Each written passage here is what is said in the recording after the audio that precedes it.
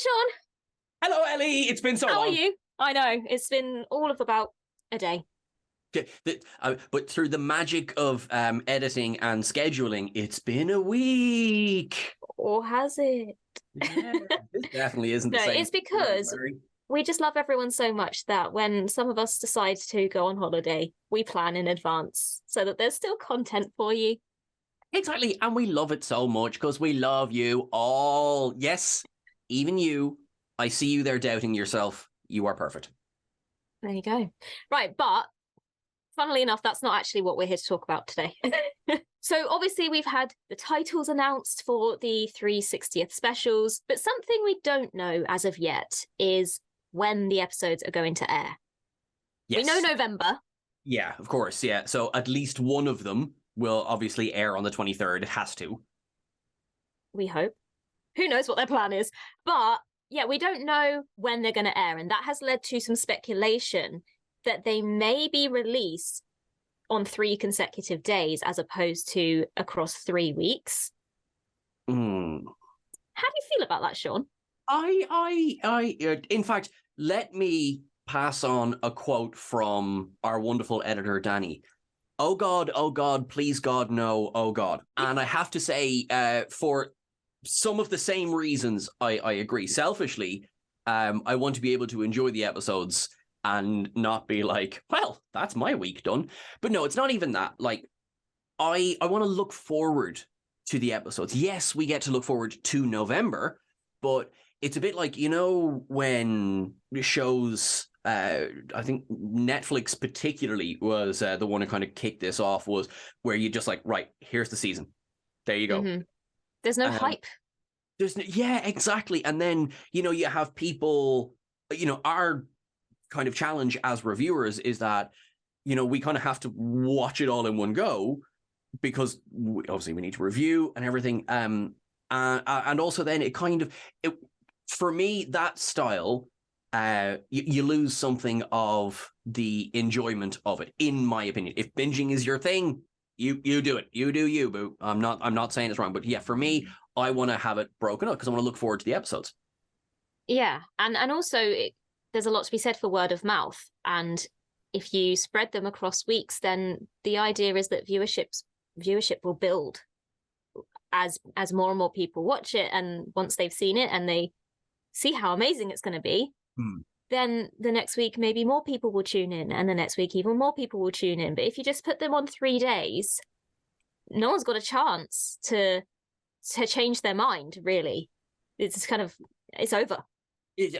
And that's it. Like, I mean, Doctor Who has an inbuilt audience ready to go. I mean, there are people like there. I would imagine the Star Beast is going to do great numbers, at least. You know, we got episode 1, but I mean, Doctor Who has always been weekly.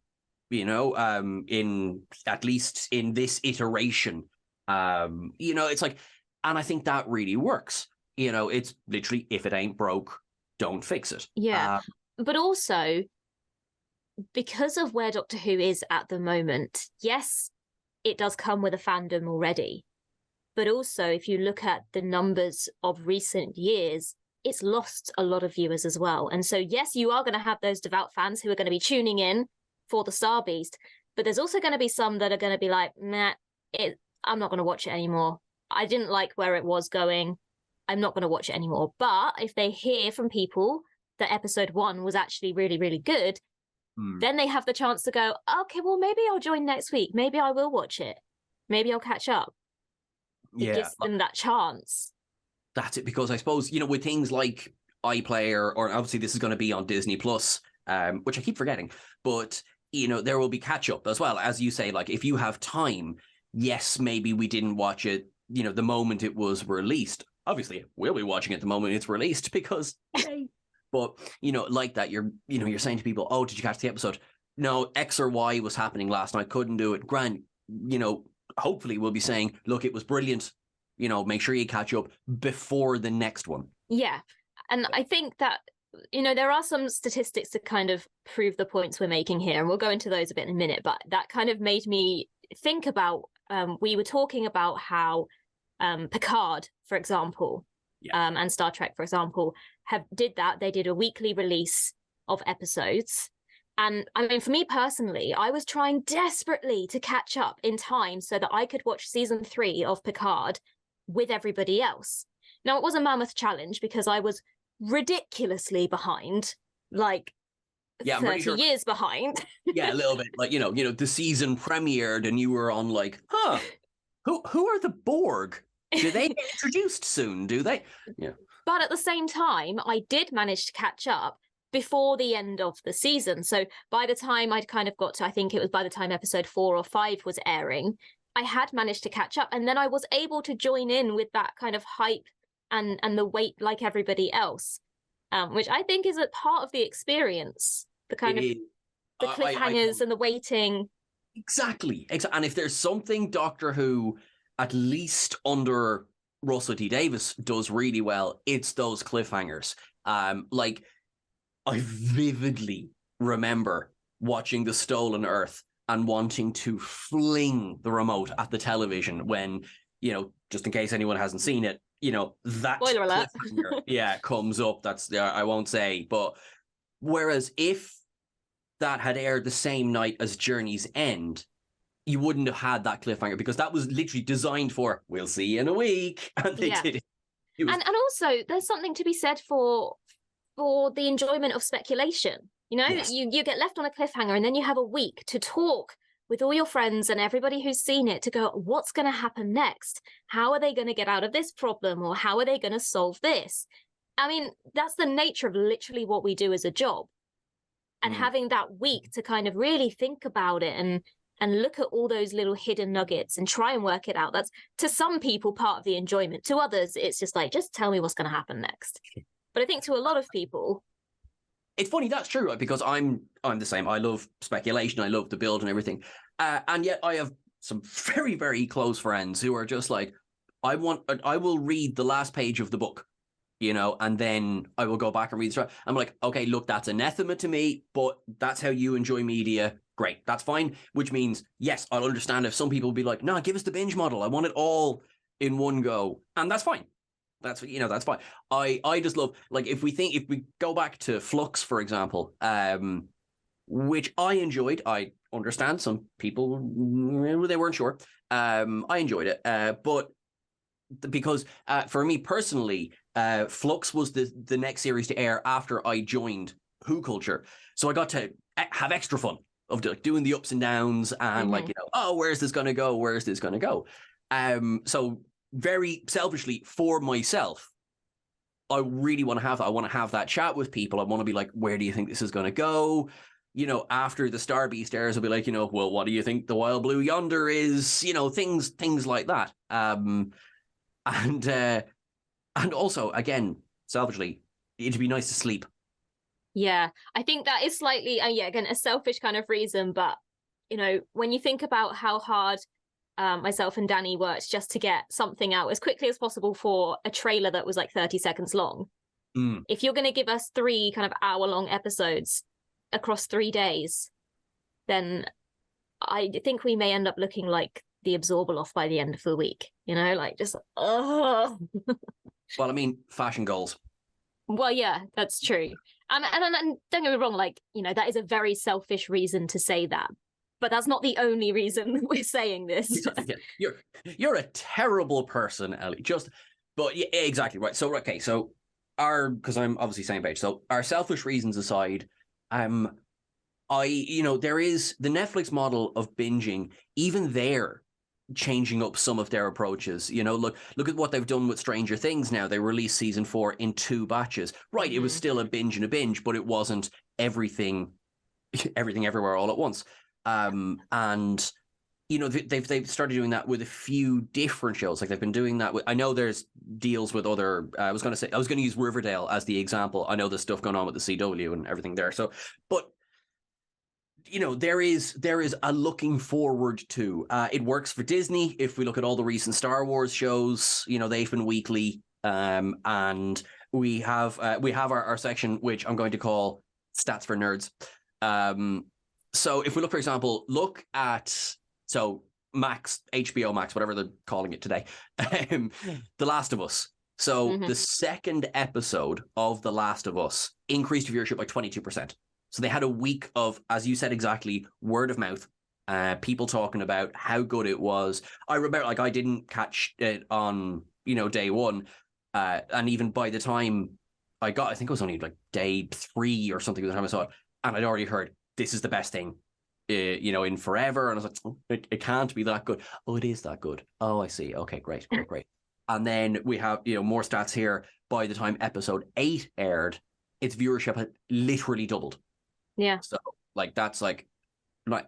But that was a build of, 8 weeks. I think whatever way Doctor Who's going to air, we won't have that much of a gap between the episode because, of course, there's only 3. Because there's only 3. But even, like, we get episode 1, which I reckon there will be, as we mentioned earlier, there will be an audience ready and waiting to go. I think you're right. I think we would be remiss not to, like, say that, look, viewing figures are down. Let's be honest. That's why you've got to do something magical. Exactly. That's why. I mean, I'm so here for it. But let's be honest. It is a gimmick. It is, it is a deliberate event to get all these familiar faces back. It's to invite the audience back in again. And I hopefully, touch wood, think it will. But again, you've got to give it a chance to breathe. You've got to give it a chance for people to watch the first episode. I'm basically repeating what you said, but give people a chance to watch the first episode and be like, actually, no, it's really good.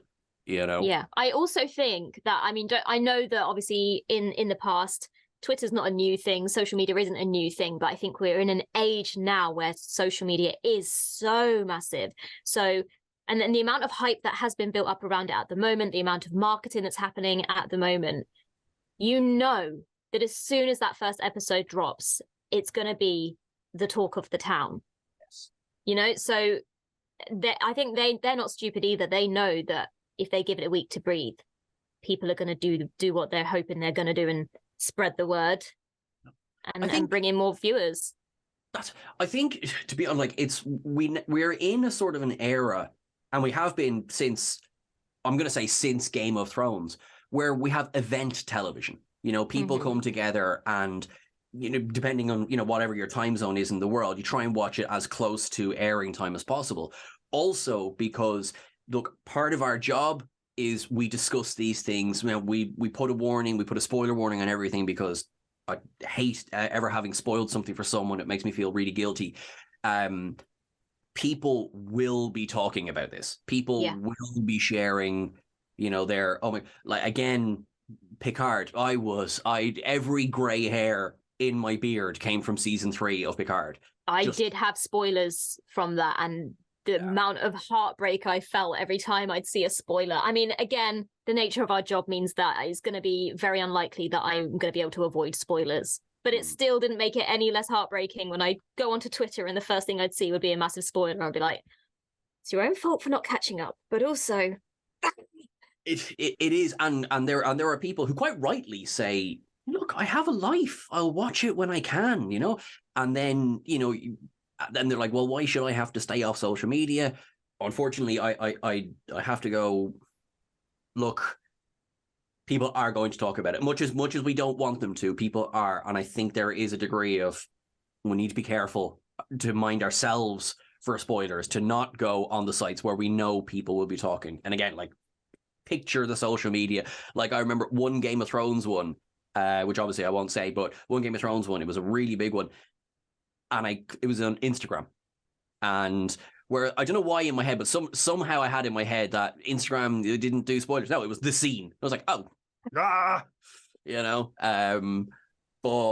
but yes, to kind of go back to nerdy stats for a second.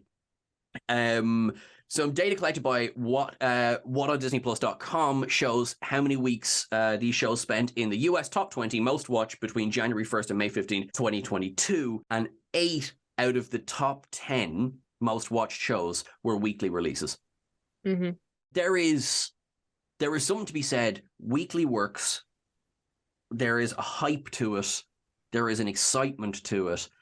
And also, imagining being in the producers' heads for a second, to spend so long working on this, I don't want it all to be over in one night. Exactly. I mean, don't get me wrong, I do love a good binge. I mean, as I've been saying, I've been watching Star Trek.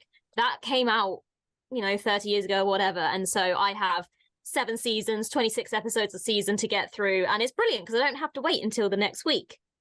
But at the same time, I've also been watching the newer Star Treks, and the wait has been, let me talk to Sean, let me talk to the people on Twitter and make my guesses about what's going to happen. So there's things that can be said for both, but I think you're right. For them to have put this much hard work and effort into it, you kind of want them to have more than just 3 nights of exposure. True. Now now that we've had this talk, what's gonna happen is that as Danny's editing this, they're going to announce all 3 of them will air on the 23rd. Mm-hmm.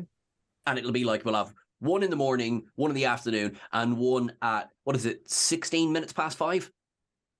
Something along those lines. I'm trying to think, where was the clock hand in time of the day of the Doctor? You'll just be able to hear me as this announcement comes. I'll be thousands and thousands of feet in the air on a plane, and you'll still hear me go, oh no. Exactly, yeah. Like, bring a parachute, because you're going to have to jump out that plane and come down to make a news video. So, folks, right, do you disagree with us completely? Do you want a binge? Do you want to get, no, I want it all in one go. Gimme, gimme, gimme. Let us know. Keep things wibbly wobbly. And Ellie, thank you for listening to my babbling. You are very welcome. Thank you for listening to mine. Bye. Bye-bye.